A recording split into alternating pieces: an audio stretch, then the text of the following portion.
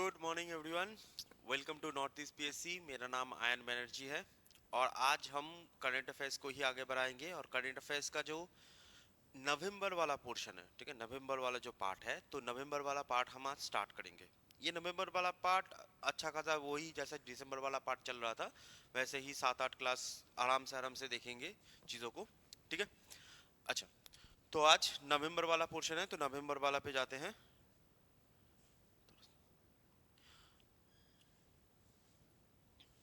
ठीक है। चलिए, तो स्टार्ट करते हैं। अच्छा, तो सबसे पहला जो क्वेश्चन है that Anthony Albanese reelected as the prime minister of which country. ये जो एंथनी एल्बनीज है अभी बहुत ज़्यादा चर्चे में भी हैं, इस टाइम पर बहुत ज़्यादा न्यूज़ में भी हैं। तो ये री इलेक्टेड हुए हैं प्राइम मिनिस्टर कहाँ के? तो एंथनी एल्बनीज कहाँ के प्राइम मिनिस्टर री इलेक्टेड हुए हैं? तो वो होते हैं आपके ऑस्ट्रेलिया, ठीक है। एंथनी एल्बनीज कहाँ के हैं? That is Australia. अच्छा, अब यहाँ पर जो चीज़ें आपको याद रखनी है, जो जो चीज़ें आपको याद रखनी होती हैं नॉर्मली ऑस्ट्रेलिया से, ऑस्ट्रेलिया जो होती है तो आपको ये तो कॉन्टिनेंट है, ये तो पता है। तो ऑस्ट्रेलिया की कुछ कुछ चीज़ें आपको याद रखनी है। फर्स्ट चीज़, ऑस्ट्रेलिया की जो कैपिटल होती है वो होती है कैनबेरा। बहुत सारे लोग जानते हैं कि ऑस्ट्रेलिया की कैपिटल सिडनी होती है, मेलबर्न, वो सब बहुत सारे लोग बोलते हैं, लेकिन है कैनबेरा पहला चीज। और कैनबेरा से एक और चीज याद रखिएगा, कैनबेरा दुनिया का मोस्ट प्लैन्ड सिटी है, ठीक है, मोस्ट प्लैन्ड सिटी। कैनबेरा जो होता है वो दुनिया का सबसे मोस्ट प्लैन्ड सिटी है। और कैनबेरा में मजेदार बात यह है कि जो पार्लियामेंट है ना, नॉर्मली आप सिटी देखोगे तो सिटी पार्लियामेंट जो पार्लियामेंट अंडरग्राउंड है, ठीक है, पार्लियामेंट अंडरग्राउंड होता है। अच्छा, कैनबेरा पहली चीज। अच्छा, दूसरी चीज आपको क्या याद रखना है ऑस्ट्रेलिया से? ऑस्ट्रेलिया का एक हिस्सा होता है that is known as Tasmania, ठीक है, तस्मानिया। अगर आप ऐसे ऑस्ट्रेलिया देखोगे, जैसे मान लो अगर मैंने यहाँ पर आपको जस्ट एक बेसिक सा ऑस्ट्रेलिया का पिक्चर बना दिया। ऑस्ट्रेलिया के नीचे एक ऐसा पोर्शन होता है, ये वाला पोर्शन होता है, this is known as Tasmania. अब ये क्वेश्चन मैंने कल ही देखा था इन एनटीपीसी क्वेश्चन, जो मॉक पेपर होता है, तो वहां पर एक क्वेश्चन आया था कि जो तस्मानिया होता है, तो तस्मानिया को कहा जाता है the garden state, garden state of Australia, garden state of Australia, ठीक है। एंड लास्ट चीज जो ऑस्ट्रेलिया से आपको याद रखना है that Australia is a part of quad, ठीक है, Australia is a part of quad. ये तीनों चीज आपको थोड़ा सा याद रखना है। जो क्वाड ग्रुप है, India, America, Japan and Australia, ये क्वाड ग्रुप में आते हैं। ऑस्ट्रेलिया की कैपिटल होती है कैनबेरा, सबसे प्लान्ड सिटी होती है पूरे वर्ल्ड की। एंड तस्मानिया जो होता है इसको कहा जाता है गार्डन स्टेट ऑफ ऑस्ट्रेलिया, ठीक है। तो एंथनी एल्बनीज इसके नए प्राइम मिनिस्टर भी है, री इलेक्टेड है ऑब्वियसली। चलिए नेक्स्ट क्वेश्चन।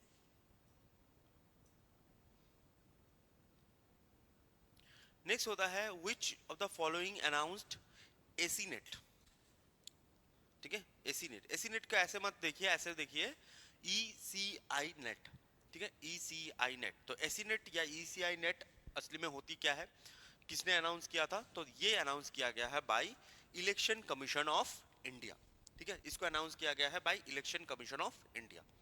तो इलेक्शन कमीशन ऑफ इंडिया ने जो नेटवर्किंग सिस्टम है तो उसको जब अनाउंस किया है, तो that is known as AC net. अच्छा, यहाँ पर कुछ चीज़ें हैं। और recently election commission of India, जैसे आप, मैं करंट अफेयर्स में एक चीज़ आपको बताऊं, रिसेंटली आपने सुना होगा कि नोएडा में एक पर्सन थे, एक टेकी थे, युवराज, तो उनकी डेथ हो गई, ठीक है, नोएडा में डेथ हो गई।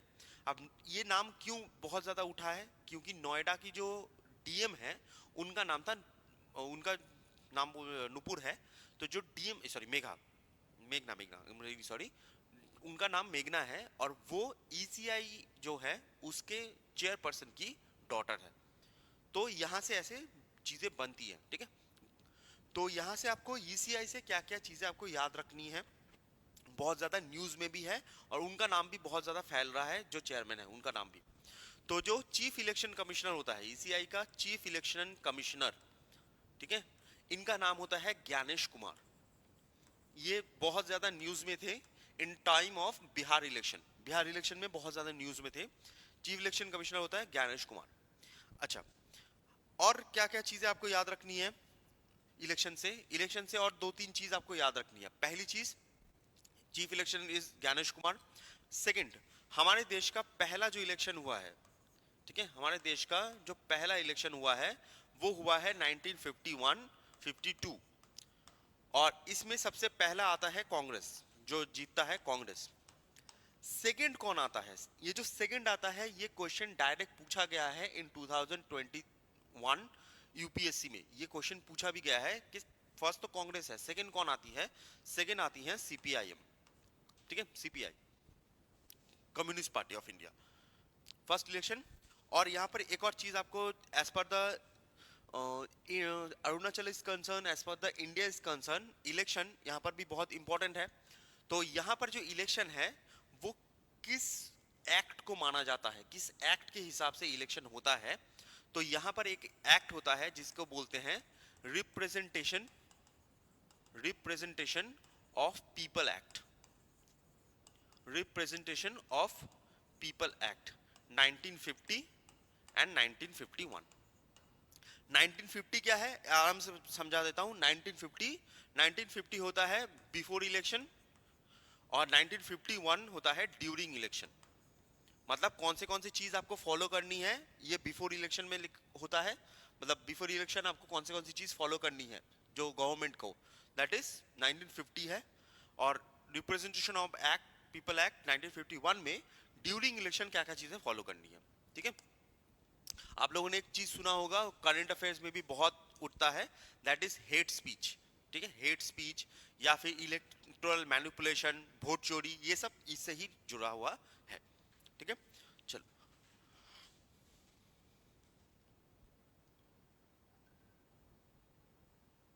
ठीक है, चलिए नेक्स्ट क्वेश्चन पे चलते हैं। तो ईसीआई है। अच्छा, नेक्स्ट क्वेश्चन है, in which state has foundation of a first AI based data center has been laid? तो कहां पर AI बेस्ड जो डाटा सेंटर होता है, AI बेस्ड डाटा सेंटर ये बनाया गया है, ठीक है, कौन से स्टेट में? अच्छा, नॉर्मली अभी के टाइम पे जो AI है या डाटा सेंटर है, गूगल ने भी डाटा सेंटर बनाया है, माइक्रोसॉफ्ट भी बनाने वाला है इंडिया में, ठीक है, तेलंगाना में बनाने वाला है। तो ये डाटा सेंटर असल में है क्या, थोड़ा सा आपको समझा देता हूँ कि डाटा सेंटर असल में है क्या। एआई बेस्ड डाटा सेंटर का मतलब क्या होता है? मतलब ये होता है, जैसे मान लीजिए जो एआई बेस्ड डाटा सेंटर है, ऐसे मान लो, तो यहां पर क्या है, यहां पर बहुत सारे सुपर कंप्यूटर्स होंगे, ठीक है, सुपर कंप्यूटर्स होंगे। और ये जो सुपर कंप्यूटर्स हैं ये यूज क्या करेंगे? ये यूज करते हैं जीपीयू, ठीक है, जीपीयू असली में क्या होता है, जैसे हम लोग कंप्यूटर यूज करते हैं तो हम सीपीयू यूज करते हैं, है ना, control processing unit, CPU. But ये सीपीयू से कहीं ज्यादा पावरफुल है, that is known as GPU. GPU भी होता है, जीपीयू से भी पावरफुल होता है टीबीयू, ओके। तो जीपीयू यूज करेगा। अब एक ऐसा बिल्डिंग बनाया जाएगा, ऐसा बिल्डिंग होगा। बिल्डिंग में क्या होगा, बिल्डिंग में आपका सुपर कंप्यूटर्स रखे जाएंगे जो जीपीयू यूज करेंगे। अब इससे होगा क्या, एआई बेस्ड का मतलब इससे होगा क्या? इससे क्या होगा कि जो रियल टाइम में जो वेदर वाला पोर्शन है, वेदर पोर्शन है, लैंड वाला पोर्शन है, जो क्लाइमेट पोर्शन है, तो यहां पर क्या होता है, यहां पर रियल टाइम में इसको अपडेट मिलता रहेगा, ठीक है, रियल टाइम में। जैसे मान लीजिए आप इधर हो, ठीक है, आप अरुणाचल में हो। अब अरुणाचल में डाटा सेंटर बना ईटानगर में, ठीक है।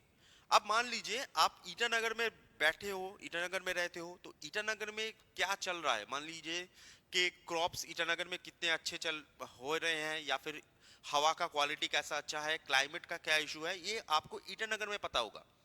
लेकिन मान लीजिए एज अ पर्सन आप ईटानगर से बैठ के रोइंग में क्या चल रहा है, आनिनी में क्या चल रहा है, ये आप ऐसा पर्सन तो अभी आपको रियल टाइम में मिलेगा नहीं। आपको फोन करना पड़ेगा, वो डाटा बैठ के डिसाइड करेगा, उसके बाद डाटा आपको भेजेगा।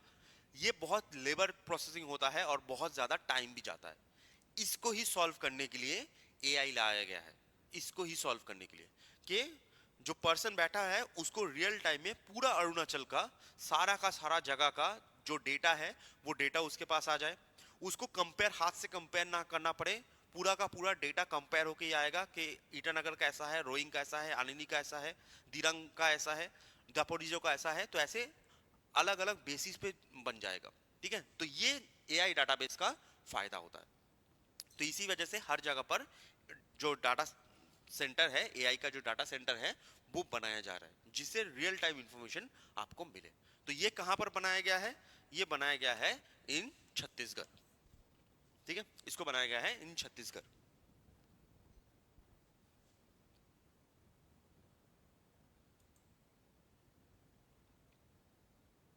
ठीक है, चलो नेक्स्ट क्वेश्चन। छत्तीसगढ़ आंसर। अच्छा, नेक्स्ट होता है where is the first national national mediation conference. देखो ऐसे क्वेश्चंस बहुत ही डायरेक्ट होते हैं, ठीक है, बहुत ही डायरेक्ट है। तो ये मीडिएशन कॉन्फ्रेंस कहां पर हुआ है? मीडिएशन कॉन्फ्रेंस हुआ है न्यू दिल्ली। ठीक है, न्यू दिल्ली। मीडिएशन कॉन्फ्रेंस होता क्या है, आसान भाषा में बता दूं।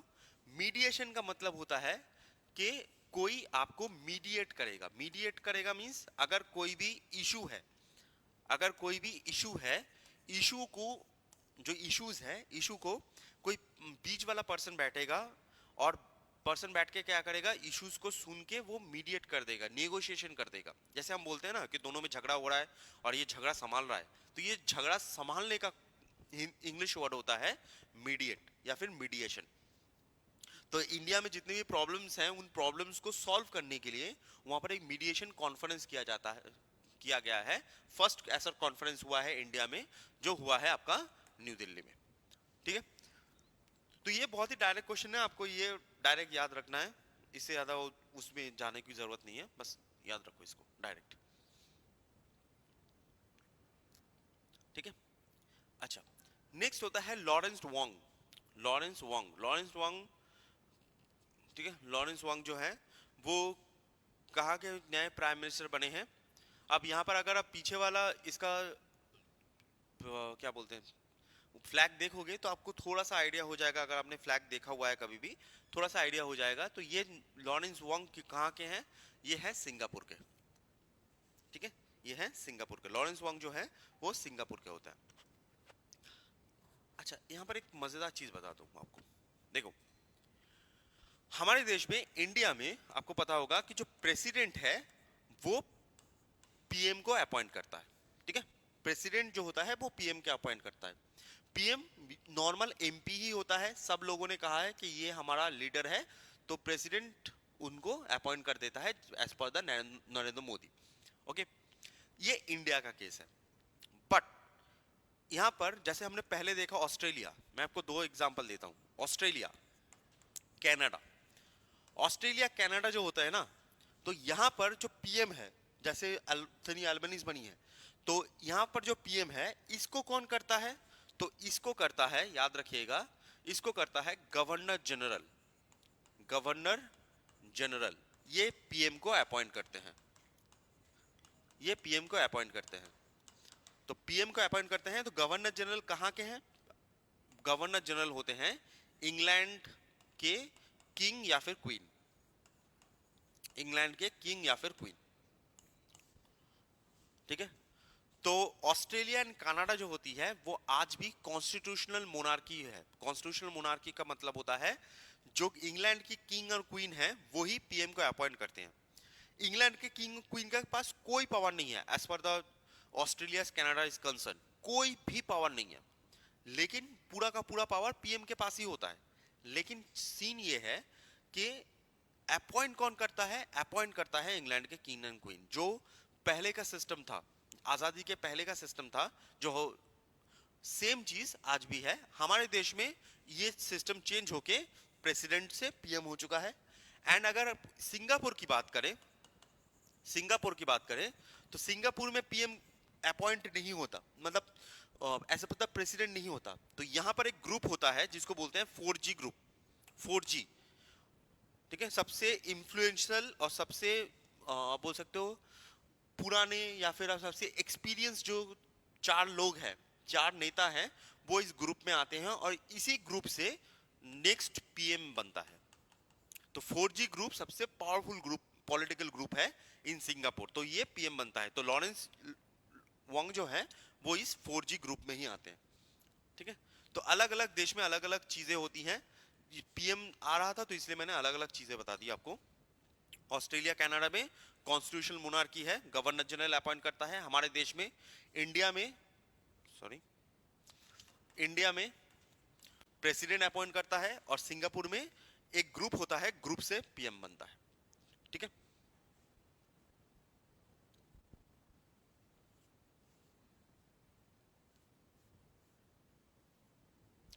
चलिए नेक्स्ट।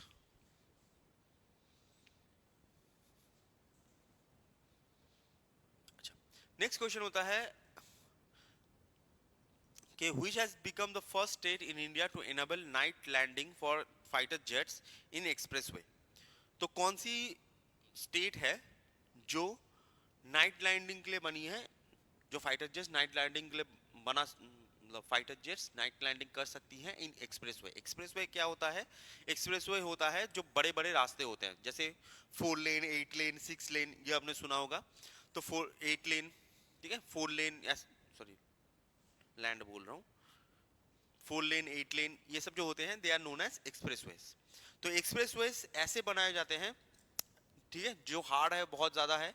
अब ये नाइट लैंडिंग के लिए इंपॉर्टेंट क्यों है, पहली चीज। और दूसरी चीज, ये न्यूज पे क्यों है?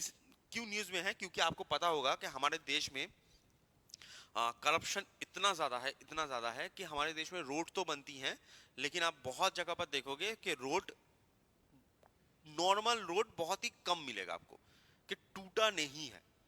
ठीक है, रोड टूटा नहीं है, ऐसे रोड्स इंडिया में मिलना बहुत किस्मत की बात है। ठीक है, इवन हर जगह पर आप, मैं जहां से आता हूँ बंगाल, बंगाल में जाओ, रोड्स टूटे हुए हैं। ठीक है, अरुणाचल में रोड्स टूटे हुए हैं, आसाम में रोड्स टूटे हुए हैं, नॉर्थ इंडिया में रोड्स टूटे हैं, साउथ, सब जगह पर रोड टूटा हुआ है। लेकिन जब एक फाइटर जेट उतरता है ना, तो जब भी कोई फाइटर जेट उतरेगा, तब इस रोड के ऊपर भयानक टाइप का प्रेशर होता है। रोड जहां पर फाइटर जेट उतरेगा, भयानक टाइप का प्रेशर होता है। अब उस प्रेशर को झेलने के लिए रोड्स की जो क्वालिटी है वो बहुत बहुत अच्छी होनी चाहिए। तो यहाँ पर कौन सा जगह है, that is known as UP, Uttar Pradesh. तो उत्तर प्रदेश पहला स्टेट बना है जहां पर एक्सप्रेसवे इतना अच्छा क्वालिटी का बना हुआ है, जहां पर फाइटर जेट उतर सकता है। कोई भी जेट उतरेगा तो बहुत प्रेशर देता है, तो ये फाइटर जेट उतरा हुआ है। और ये इंपॉर्टेंट क्यों है? क्योंकि ये इंपॉर्टेंट इसलिए है कि हमारे जो, अगर मान लीजिए नेपाल, भूटान, इस तरफ अगर कोई हमला हुआ, चाइना से हमला हुआ, तो फाइटर जेट्स लड़ाई करके अगर अपने जो लैंडिंग पॉइंट्स हैं, जैसे एयरपोर्ट्स पे जा नहीं पाए, तो वो क्या करेंगे, as per the emergency landing, वो ड्राइववे में उतर सकते हैं, एक्सप्रेसवे में उतर सकते हैं इन यूपी। ठीक है, तो इसलिए ये न्यूज में है। तो यूपी से जस्ट याद रखिएगा। ठीक है, यूपी से जस्ट याद रखिएगा कि यहाँ पर पहली बार नाइट लैंडिंग होने वाली है जेट्स की। कर सकते हैं, ऐसा नहीं कि होगा ही होगा, बट कर सकते हैं, इतना अच्छा उन्होंने रोड बनाया है एक्सप्रेसवे का। नेक्स्ट नेक्स्ट होता है नेक्स्ट होता है वाओ मैनुअल गोंसाल्वेस लॉरेंसो। ठीक है, Goncalves Lourenco, Manuel Goncalves Lourenco, president of which country visited India recently. ये बहुत ही डायरेक्ट टाइप का क्वेश्चन है, डायरेक्ट टाइप का क्वेश्चन है, तो यहाँ पर ज़्यादा आपको लोड लेने की ज़रूरत नहीं है। ठीक है, ये कौन सा देश होता है, that is known as Angola. ठीक है, ये होता है एंगोला। तो इसमें कुछ कुछ है डायरेक्ट है बहुत। अच्छा, एंगोला जस्ट याद रखो, ये अफ्रीका कंट्री है, अफ्रीकन कंट्री है। ठीक है, अफ्रीका में आती है एंगोला। ये बहुत ही डायरेक्ट क्वेश्चन है, तो इसमें ज्यादा लोड नहीं है आपको। चलो, अच्छा, नेक्स्ट क्वेश्चन जो होता है, नेक्स्ट क्वेश्चन जो है, which country launch chip based e passport, chip based e passport to enhance travel security. तो कौन से कंट्री ने chip based e passport launch किया है? देखो, इस कंट्री ने पहली बार नहीं किया है, पहली इससे पहले यूएस ने भी करके रखा है, यूएस इससे पहले आपकी यूरोपियन यूनियंस के बहुत सारे कंट्रीज ने करके रखा है, चाइना ने करके रखा है। तो यहाँ पर कौन सा कंट्री रिसेंट बना है जिसने ई पासपोर्ट लॉन्च किया है चिप बेस्ड, वो होता है हमारा इंडिया। ठीक है, हमारा इंडिया। चिप बेस्ड पासपोर्ट क्या होता है, जैसे आप लोगों ने पासपोर्ट देखा होगा, ऐसे पेपर होता है, स्टैंप होता है ना, पासपोर्ट तो आपने देखा होगा। चिप बेस्ड पासपोर्ट क्या है, चिप बेस्ड पासपोर्ट आपका ऐसे डेबिट कार्ड की तरह है। यहाँ पर एक चिप है, ठीक है, यहाँ पर एक चिप है, आप इस चिप को, ठीक है, ये जो कार्ड है, ये कार्ड डेबिट कार्ड की तरह है या एटीएम कार्ड की तरह है, जैसे आपका एटीएम कार्ड डेबिट कार्ड होता है ना, तो उसको आप जब ऐसे स्कैन करोगे या फिर आप उसको ऐसे प्रेस करोगे, तब क्या होगा, तब वहां के जितने भी आपके डिटेल्स हैं, पासपोर्ट से जितने भी डिटेल्स हैं, वो सब यहाँ पर आ जाएंगे। इससे क्या होगा कि आपको पासपोर्ट जाने का या पासपोर्ट ले जाने का झमेला नहीं होगा। दूसरी चीज, बहुत सारे देश में क्या होता है कि पासपोर्ट चोरी हो जाते हैं, पासपोर्ट खो जाते हैं, तो उसका प्रॉब्लम नहीं होगा, क्योंकि पासपोर्ट खो जाएगा तो आपको एम्बेसी जाना पड़ेगा, तो उसका प्रॉब्लम नहीं होगा। तीसरी चीज, जो मिडिल ईस्टर्न कंट्रीज हैं, जैसे मान लीजिए आप कुवैत में जाते हो, सऊदी अरब में जाते हो काम करने, तो जब आप काम करने जाओगे ना, तो आपके पासपोर्ट ले लिए जाएंगे पहले। ये बहुत सारे लोगों को पता नहीं है कि आप काम करने जाओगे, आपके पासपोर्ट ले लिए जाएंगे, कि आप भाग नहीं सकते। तो अगर आप ई चिप यूज करते हो, तो आपके पासपोर्ट अगर ले भी ले, फिर भी आपके पास एक ऑप्शन रहेगा कि आप वहां से आ सकते हो वापस, आपको जुल्म सहने की जरूरत नहीं पड़ेगी। तो ये किसने किया है, ये किया है आपका इंडिया ने। और यहाँ पर पासपोर्ट से याद रखिएगा, पासपोर्ट से याद रखिएगा, एक इंडेक्स होता है, that is Henley passport index. Henley passport index, ये इंडेक्स पासपोर्ट की जो पावर है वो दिखाती है। ठीक है, पासपोर्ट की जो पावर है वो दिखाती है। पासपोर्ट की पावर का मतलब होता है कि कौन कितने देशों में हम वीजा फ्री जा सकते हैं, वीजा फ्री। ठीक है, कितने देशों में हम वीजा फ्री जा सकते हैं। ओके, जैसे यूएसए में हम वीजा फ्री नहीं जा सकते, हम नेपाल में जा सकते हैं। ठीक है, तो इंडिया में कितने कंट्रीज वीजा फ्री आ सकता है पता है? इंडिया वीजा बहुत अच्छे इजीली दे देता है, बट इंडिया में कितने कंट्रीज को वीजा फ्री अलाउड है? 3, ओनली 3। ठीक है, जो वीजा फ्री इंडिया में आ सकते हैं। इवन हमने जो बांग्लादेश है ना, जो बांग्लादेश को भी वीजा फ्री नहीं दे के रखा है। अगर आप बांग्लादेशी कोई पर्सन है जो इधर आना चाहता है, पहले, अभी तो झमेला चल रहा है तो बात छोड़ो, लेकिन अगर आना चाहता था, पहले आना चाहता था, तो उनको भी वीजा चाहिए होता था। ठीक है, हम दे देते थे वीजा बहुत इजीली, बट उनको भी चाहिए होता था। अभी तो वीजा कैंसिल ही कर दिया जाता है, बांग्लादेश का कोई भी पर्सन को वीजा नहीं दिया जाता, वो मेडिकल पर्पसेस हो, एजुकेशनल पर्पसेस हो, कुछ भी अभी नहीं दिया जा रहा। ठीक है, अच्छा, नेक्स्ट क्वेश्चन, ये बहुत इंपॉर्टेंट है, ये वाला क्वेश्चन बहुत बहुत इंपॉर्टेंट है। ठीक है, बहुत इंपॉर्टेंट है कि which state drills first geothermal production well. ठीक है, इंडिया का कौन सा स्टेट है जिसने इंडिया का फर्स्ट जियोथर्मल प्रोडक्शन वेल बनाया है? होता क्या है, आप लोग आंसर देने की कोशिश कीजिए। ठीक है, होता क्या है थोड़ा सा बता देता हूं। जियोथर्मल प्रोडक्शन वेल क्या होता है, जैसे मान लो ये लैंड है, अब नीचे, ऐसे नीचे एक नॉर्मल ऐसी जगह होगी जहां पर रॉक्स होते हैं, जहां पर आपका स्टीम होता है, ऐसे स्टीम होता है। ठीक है, स्टीम होता है, या फिर मान लो कि बहुत ज्यादा गर्मी वाला पानी होता है, हॉट वाटर होता है, हॉट वाटर होता है, ऐसा एरिया है हॉट वाटर। अब सीन क्या है, जियोथर्मल वेल का केस क्या है कि यहां से ऊपर से एक पाइप लाया जाएगा, ऐसे ऐसे एक पाइप लाया जाएगा। अब ये जो पाइप होगी, जो पाइप होती है ना, जो पाइप इधर आता है, तो पाइप से क्या होगा, ये जो स्टीम है, ये जो हॉट वाटर है, इसको उठाया जाएगा, ऐसे उठाया जाएगा। यहाँ पर आपका टरबाइन है, टरबाइन घुमाया जाएगा, टरबाइन से आपकी इलेक्ट्रिसिटी प्रोड्यूस होगी, और बाकी जो पानी है, बाकी जो वाटर है, क्योंकि पानी और स्टीम ही लेके जा रहे हो आप, तो बाकी जो पानी है इसको फिर से यहाँ पर ऐसे पाइप से वापस भेज दिया जाएगा। ठीक है, तो ये जो गर्म पानी है, ये गर्म पानी किसकी वजह से है, क्योंकि हमारा अर्थ के नीचे मैग्मा है, उसके लिए ये गर्म पानी है। तो ये जो गर्म पानी वाला पोर्शन होता है इसको हम बोलते हैं जियोथर्मल पावर।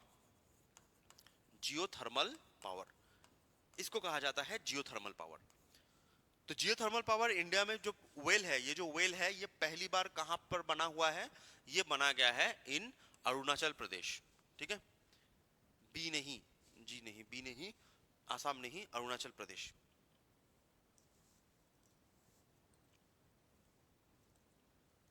ठीक है, अरुणाचल प्रदेश में बनाया गया है।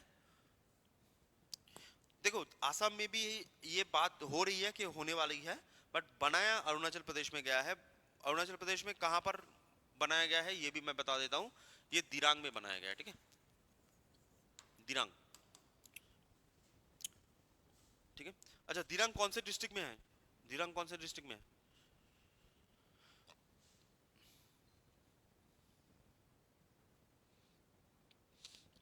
ठीक है, चलिए नेक्स्ट क्वेश्चन पे चलते हैं। ये वाला क्वेश्चन बहुत ही इंपॉर्टेंट है, जियोथर्मल चीजें। नेक्स्ट होता है फेडरिक मार्स।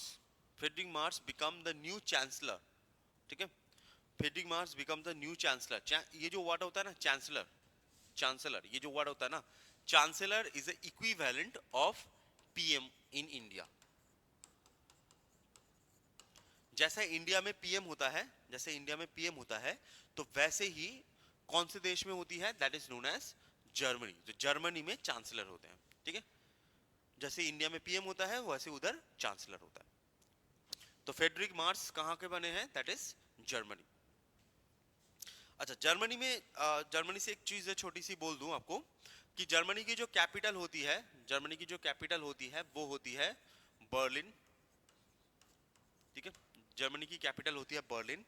आपको जर्मनी, एडोल्फ हिटलर, ये सब तो पता ही है, तो इसमें नहीं जाएंगे उस समय चीज में। लेकिन यहाँ पर एक छोटा सी चीज आपको पता नहीं होगा, तो पहले वो मैं मेंशन कर देता हूँ। जर्मनी में एक जगह होती है that is known as black forest area. Black forest area, ये जो ब्लैक फॉरेस्ट एरिया है, ब्लैक फॉरेस्ट एरिया है, तो ये एरिया बहुत बहुत फेमस है for anthracite coal. Anthracite, sorry एंथ्रे होगा, उल्टा होगा, एंथ्रेसाइट कोल। ठीक है, एंथ्रेसाइट कोल। अब मैं ये क्यों बोल रहा हूं, रीजन क्यों है? क्योंकि जो जर्मनी है वो यूरोपियन यूनियन का पार्ट है। ठीक है, यूरोपियन यूनियन का पार्ट है। अब यूरोपियन यूनियन के साथ आपको पता होगा कि हमारे देश ने परसों ही यूरोपियन यूनियन के साथ एफटीए साइन किया है, free trade agreement. Free trade agreement का मतलब क्या है? फ्री ट्रेड एग्रीमेंट का मतलब हम सामान भेजेंगे, यूरोपियन यूनियन टैक्स नहीं लगाएगा, यूरोपियन यूनियन से सामान इधर आएगा, हम टैक्स नहीं लगाएंगे, तो कम दाम में मिल सकता है। तो ये जो एंथ्रासाइट कोल है, जो कोल बहुत इंपॉर्टेंट होता है इन जियोथर्मल एरिया, हमारे देश की जो एनर्जी सिक्योरिटी होती है, जहां पर सबसे ज्यादा एनर्जी कोल से ही बनता है। तो अगर जर्मनी से कोल आ रहा है तो यहाँ पर क्या होता था? टैक्स लगता था। वो टैक्स अब नहीं लगेगा, तो जर्मनी से बहुत ज्यादा मात्रा में, बहुत कम दाम में कोल इंडिया में आ सकता है। और जब कोल को यूज किया जाएगा और अगर सरकार चाहे, उनकी अगर नियत हो, तो इलेक्ट्रिसिटी का दाम भी कम हो जाएगा। ठीक है, क्योंकि कम दाम में अगर कोल मिल रहा है तो कम दाम में चीजें बनेंगी, कम दाम में चीजें बनेंगी तो कम दाम में ही इलेक्ट्रिसिटी भी प्रोड्यूस होगी, और इलेक्ट्रिसिटी हमको कम दाम में ही मिलेगा, अगर ये सरकार की नियत हो तो। मैं क्यों बोल रहा हूं नियत हो तो? क्योंकि हमने ऑलरेडी देख लिया है in terms of crude oil. ठीक है, जब क्रूड ऑयल बहुत ज्यादा था तब दाम को बढ़ाया गया था, 90 बढ़ाया, 90 जैसा कर दिया गया था, गैस सिलेंडर 1000 कर दिया गया था, जिससे दाम बढ़ा है। जब दाम कम हो गया तो उन्होंने कम नहीं किया। ठीक है, सरकारों ने कम नहीं किया, दाम कम हो गया लेकिन सरकारों ने कम नहीं किया। ये हो सकता है, अगर हुआ तो बहुत अच्छी बात है, अगर नहीं हुआ तो क्या ही कर सकते हैं। ठीक है, प्रोटेस्ट ही कर सकते हैं, उससे ज्यादा क्या। नेक्स्ट, नेक्स्ट होता है कि क्वाड। ये वाला क्वेश्चन मैंने शायद आपका दिसंबर में भी कराया था। ठीक है, नेक्स्ट क्वेश्चन है कि Quad countries conducted a table top exercise. Quad countries जो होती हैं वो एक ने टेबल टॉप एक्सरसाइज किया है, ये कहां पर किया है? तो क्वाड कंट्री ने टेबल टॉप एक्सरसाइज कहां पर हुआ है? वो होता है आपका हवाई। ठीक है, टेबल टॉप एक्सरसाइज जो होता है वो आपका हवाई में हुआ है। जैसे मान लीजिए ये अगर आप यूएसए देखोगे,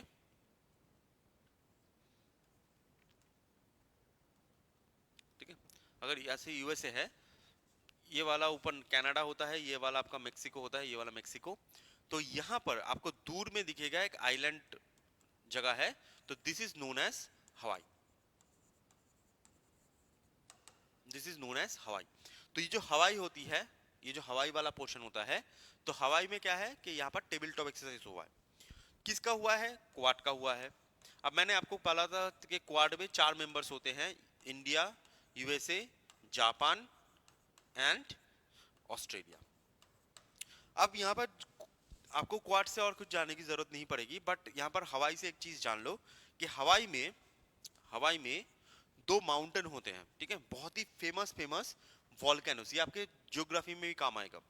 तो 2 माउंटेन होते हैं, एक का नाम होता है मौना किया और एक का नाम होता है मौना लोआ।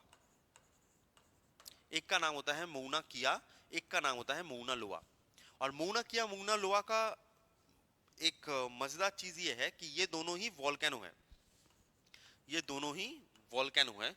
पहली चीज, दोनों ही वॉल्केनो है, शील्ड वॉल्केनो होता है। अगर आपने ज्योग्राफी के पर्सपेक्टिव से जाओ तो मैं लिख देता हूं, ये दोनों ही शील्ड वॉल्केनो होते हैं, ठीक है, शील्ड वॉल्केनो होते हैं। तो इन दोनों का जो हाइट है ना, पानी के ऊपर, पानी के ऊपर सिर्फ 4000 मीटर के आसपास है, सिर्फ 4000 मीटर।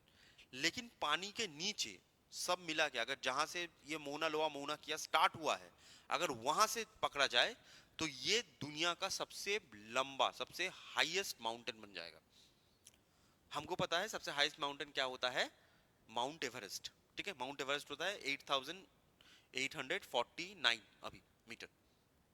लेकिन ये दोनों क्या है, ये दोनों ना 60-40 में है। 60-40 मतलब 60 पानी के नीचे, 40 पानी के ऊपर। तो अगर आप इसके बेस से मानो तो ये दोनों का जो एरिया है वो करीब करीब 10 किलोमीटर होता है, मींस 10,000 मीटर। एवरेस्ट का कितना होता है? 8848 या 50 अभी हो चुका है, ठीक है, और ये 10,000 मीटर। ये दोनों सबसे लंबे होते हैं, सबसे लंबे, बट ये दोनों पानी में है 60-40 के रेशियो में, 60 पानी के नीचे 40 ऊपर। तो इसी वजह से यहाँ पर क्या होता है, यहाँ पर इन दोनों को नहीं लिया जाता। तो मौना किया, मौना लोआ बहुत ही फेमस है इन हवाई। चलो नेक्स्ट क्वेश्चन पे चलते हैं। चलो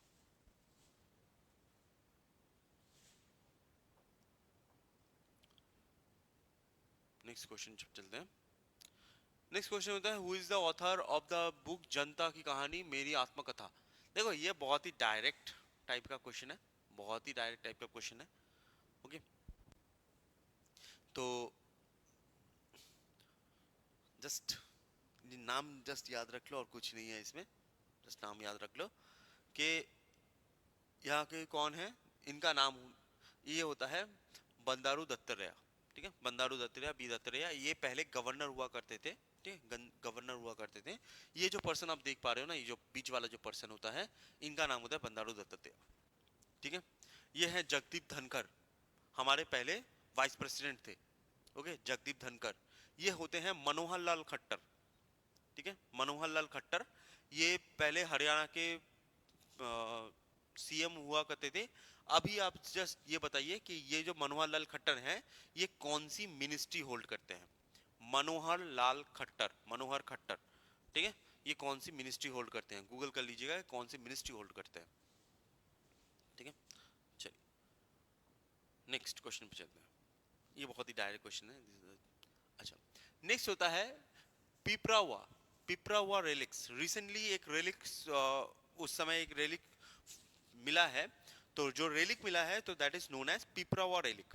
तो जो पिपरावा रेलिक है वो किसके साथ एसोसिएटेड है? पिपरावा रेलिक जो है वो किसके साथ एसोसिएटेड है? तो पिपरावा रेलिक एसोसिएटेड है विथ बुद्धिज्म, ठीक है। पिपरावा रेलिक जो होती है वो किसके साथ एसोसिएटेड होती है? वो होती है बुद्धिज्म। अब जो बुद्धा का रेलिक है, तो ये से बहुत जगह पर क्वेश्चन पूछा जाता है। ऑब्वियसली आपको पता होगा कि गोल्डन पैगोडा जो है वो भी बुद्धिज्म से रिलेटेड है ना। अरुणाचल में बुद्धिज्म बहुत ही फेमस है। तो बुद्धिज्म में नॉर्मली आपको पता होगा कि बुद्धिज्म में 3 पार्ट होते हैं, ठीक है। जस्ट ये क्वेश्चंस आते हैं तो ये जान लो। 3 पार्ट होते हैं, एक होता है आपका महायाना, एक होता है हीनायाना और एक होता है वज्रयाना। वज्रयाना, ठीक है, महायाना, हीनायाना एंड वज्रयाना। अच्छा, आप में से कोई बता सकता है कि अरुणाचल में 2 जगह पर बुद्धिज्म बहुत ज्यादा फेमस है। एक होता है आपका तावांग वाला एरिया और एक होता है आपका नामसाई वाला एरिया, ठीक है, तावांग वाला एंड नामसाई वाला। तो ये जो, ठीक है, तो तावांग में कौन सा याना होता है, महायाना, हीनायाना, वज्रयाना, और नामसाई में कौन सा याना होता है, महायाना, हीनायाना, वज्रयाना, कौन सा होता है, जल्दी बताओ, ठीक है, बताइए। थोड़ा सा क्वेश्चन भी पूछ ही लूं।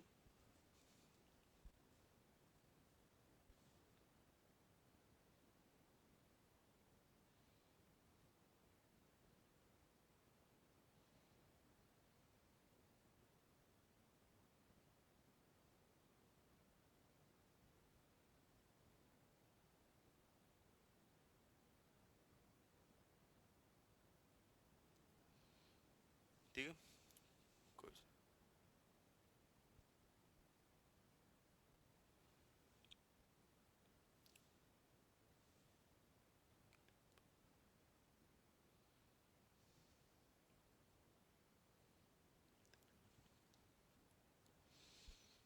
ठीक है, चलिए। अच्छा, तो आंसर तो नहीं आएगा किसी का भी, कोई बात नहीं। चलो, तो तावांग और नामसाई, ये जो 2 जगह पर अरुणाचल में बुद्धिज्म होता है, तो यहाँ पर आपको 2 सेक्ट तो ऑब्वियसली याद रखने पड़ेंगे। तो तावांग में जो होता है, तावांग में आपको मोस्टली दिखेगा महायाना, ओके, महायाना, तावांग में दिखेगा महायाना। एंड तावांग जो मोनेस्ट्री होती है, तावांग की जो मोनेस्ट्री होती है, वो आपको गेलुक्पा, गेलुक्पा सेक्ट से दिखेगा, ठीक है। तावांग में जो मोनेस्ट्री होती है वो गेलुक्पा सेक्ट से है।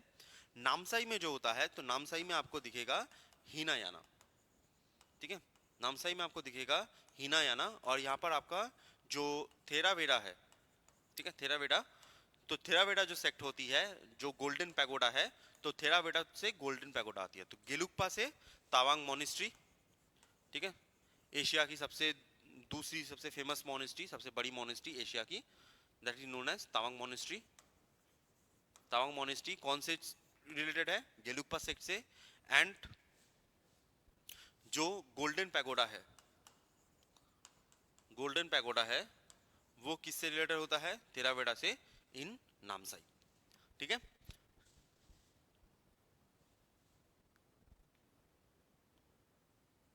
चलो, नेक्स्ट क्वेश्चन चलते हैं, नेक्स्ट क्वेश्चन पे।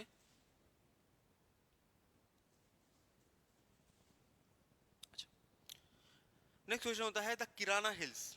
ये वाला थोड़ा सा न्यूज में था उस समय। ये किराना हिल्स न्यूज में क्यों था, क्योंकि जब ऑपरेशन सिंदूर हुआ था, ऑपरेशन सिंदूर हुआ था, तो यहाँ पर ये जो किराना हिल्स है, तो यहाँ पर क्या होता है, यहाँ पर बॉम्ब गिरता है, यहाँ पर बॉम्ब गिरता है।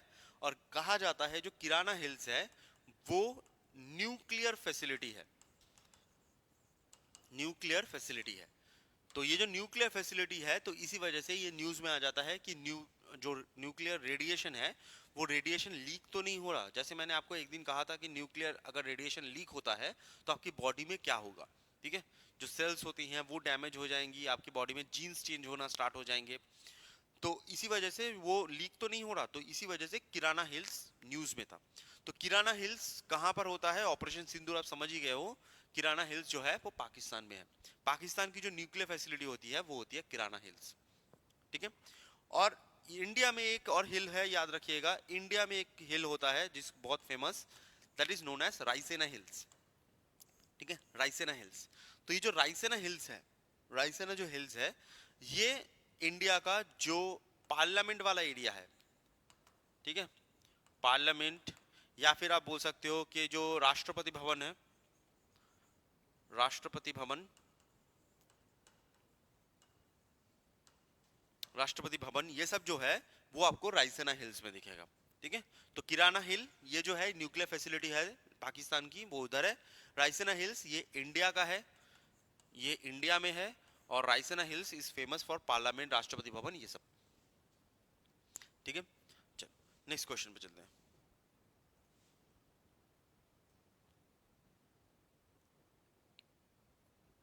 नेक्स्ट होता है यूपीएससी के नए चेयरमैन कौन बने हैं। यूपीएससी के नए चेयरमैन अजय कुमार है ना। यूपीएससी के नए चेयरमैन कौन बने हैं, तो यूपीएससी के नए चेयरमैन बने हैं अजय कुमार। देखो ये ऐसे क्वेश्चंस बहुत ही डायरेक्ट क्वेश्चंस हैं, बहुत ही डायरेक्ट। जस्ट यहाँ पर याद रखिएगा, ये जो चेयरमैन होता है तो चेयरमैन को अपॉइंट कौन करता है, अपॉइंटेड है ना, तो अपॉइंट कौन करता है, तो अपॉइंट करता है प्रेसिडेंट। जस्ट ये चीज याद रखना और कुछ नहीं। यूपीएससी का जो चेयरपर्सन होता है तो उसको अपॉइंट कौन करता है, उसको अपॉइंट करता है आपका प्रेसिडेंट। और इसमें ज्यादा कुछ लोट नहीं है, बहुत ही इजी क्वेश्चन है। चलो नेक्स्ट। अच्छा, नेक्स्ट होता है फ्रेंच ओपन टाइटल किसने जीता है, उस समय का है। ऑब्वियसली देखो टेनिस से, टेनिस से आप 4-5 ओपन जो है ना वो याद रखिएगा, क्योंकि बहुत बार क्वेश्चन आता है। 4 ओपन, एक होता है विल्मटन, ठीक है, विल्मटन। दूसरा होता है आपका फ्रेंच ओपन, तीसरा होता है आपका ऑस्ट्रेलियन ओपन, फोर्थ होता है यूएस ओपन। तो ऐसे 4 ओपन हैं जो आपको थोड़ा सा याद रखना होता है। तो फ्रेंच ओपन टाइटल किसने जीता है मैं बता देता हूं, दैट इज कोको गफ। ठीक है, कोको गफ, ये कोको गफ की फोटो है, तो कोको गफ ने जीता है। लेकिन ये 4 याद रखिएगा। विल्मडन आपको कहां पर दिखेगा, विल्मडन दिखेगा यूके, और ये ग्रास में होता है, ग्रास कोर्ट बोलते हैं इसको। फ्रेंच ओपन ऑब्वियसली फ्रांस में होता है, पेरिस में होता है, ठीक है। और ये क्ले कोर्ट बोलते हैं, ठीक है, क्ले कोर्ट, जहां पर मिट्टी बहुत ज्यादा होता है। ऑस्ट्रेलियन ओपन जो होता है ये आपका ऑस्ट्रेलिया में होता है, ठीक है, ऑस्ट्रेलिया में होता है। ऑस्ट्रेलिया में ऑब्वियसली ऑस्ट्रेलियन ओपन ऑस्ट्रेलिया में होगा, ये आपका हार्ड कोर्ट है। एंड यूएस ओपन जो होती है ये भी आपका हार्ड कोर्ट है, ठीक है। ये जो 4 होते हैं इन चारों को क्या बोलते हैं, इन चारों को हम बोलते हैं, ये चारों ग्रैंड स्लैम है, ठीक है, इन चारों को कहा जाता है ग्रैंड स्लैम। तो ये चीज याद रखिएगा, इन चारों से जब भी क्वेश्चन आपको पूछा जा सकता है तो थोड़ा सा इन चीजों पे ध्यान दीजिएगा, ठीक है। चलिए नेक्स्ट।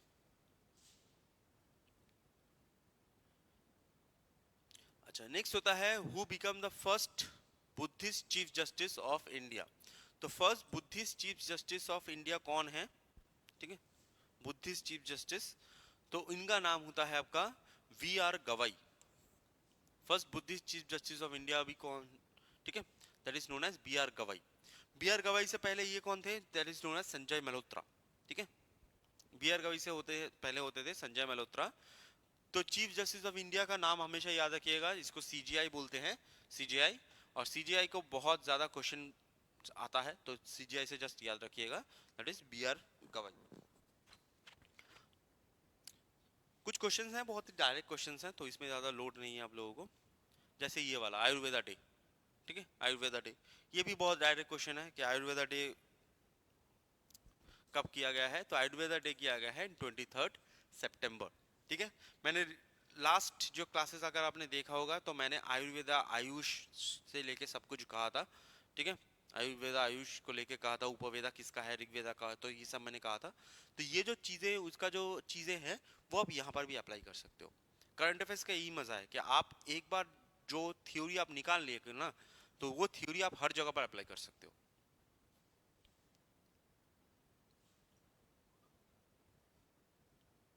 ठीक है।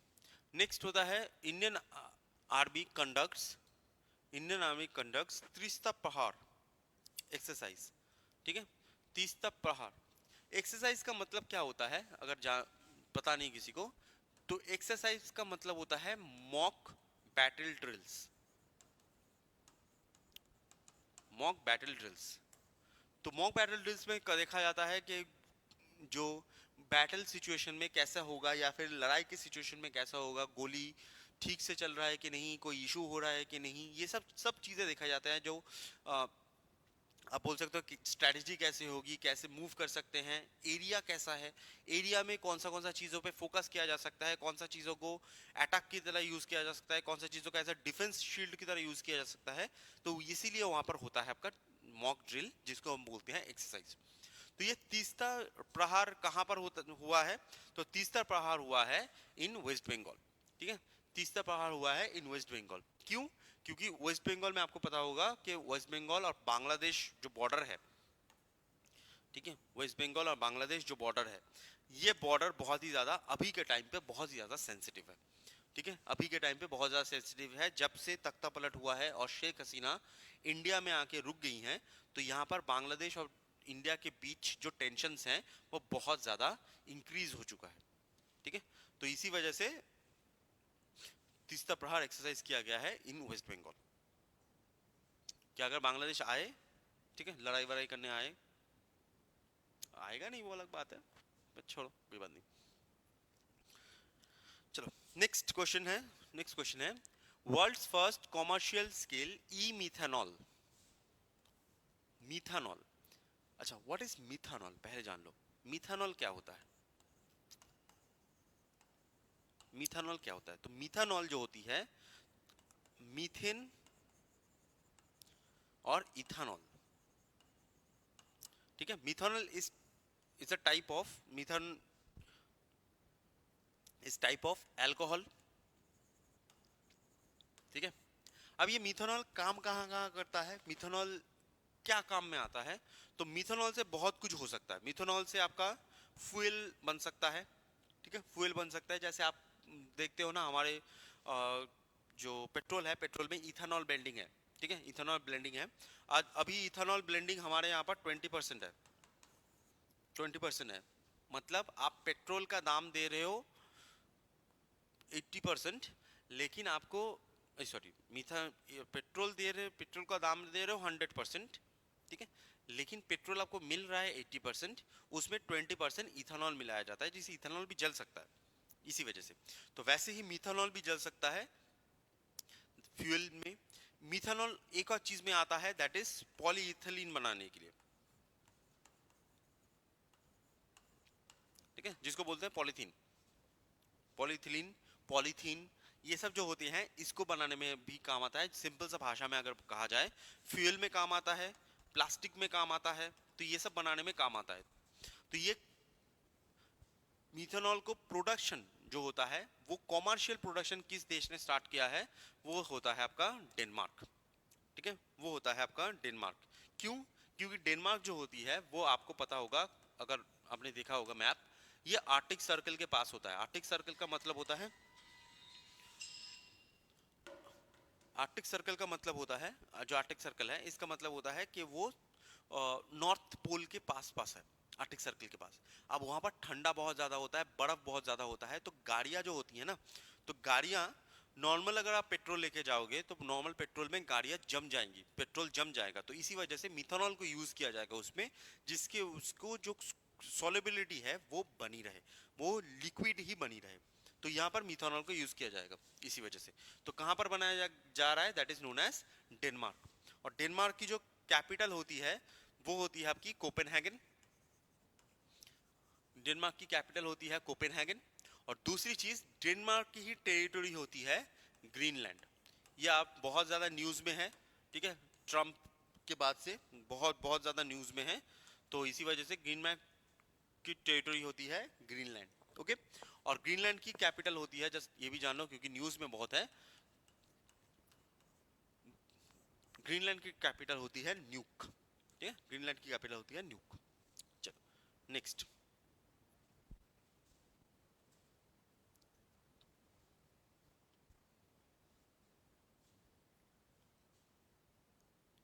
चलिए यही लास्ट क्वेश्चन आते हैं आज। अच्छा, who takes charge of chairman of chamber of commerce industry? अब जो ब्रिक्स होता है, आपको मैंने पहले भी बताया था, ब्रिक्स एक ग्रुप है। तो उसका अलग अलग सेक्टर है, जैसे मान लीजिए सिक्योरिटी सेक्टर है, ट्रेड सेक्टर है, हेल्थ सेक्टर है। तो ऐसे अलग अलग सेक्टर में अलग अलग बॉडीज बनाई गई हैं। ठीक है, तो वैसे ही chamber of commerce and industry, commerce and industry के लिए जो बॉडी बनाई गई है, तो उसमें अभी कौन चेयरपर्सन मैन बने हैं? अभी बने हैं हर्ष चावला। ठीक है, वो डायरेक्ट क्वेश्चन है। ठीक है, हर्ष चावला, ये हर्ष चावला है, तो हर्ष चावला अभी बने हैं।